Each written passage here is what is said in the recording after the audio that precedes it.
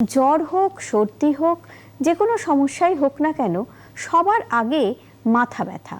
কিন্তু মাথা ব্যথা কেন হয় এটা জেনে নেওয়া ভীষণ দরকার।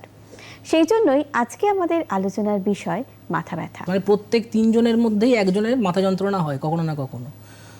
অর্থাৎ আমরা যদি দেখি তাহলে কয়েক কোটি মানুষই মাথা যন্ত্রণার জন্য কোনো না কোনো সময় সাফার করেছেন।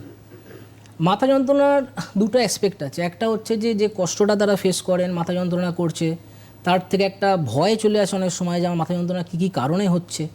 এবং তার থেকে অনেক সময় দেখা যায় যে কর্মক্ষেত্রে অসুবিধা হচ্ছে, মাথা যন্ত্রণার জন্যে ওয়ার্ক ডেজ লস হচ্ছে।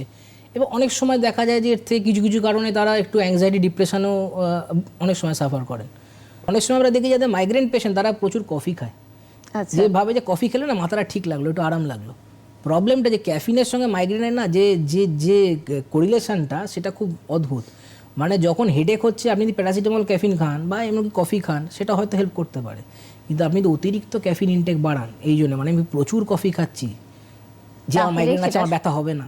এক্সেসিভ ক্যাফিন ইনটেক কিন্তু ক্ষতি করে দেয়, সে কিন্তু ব্যথাটাকে বাড়িয়ে দেয়।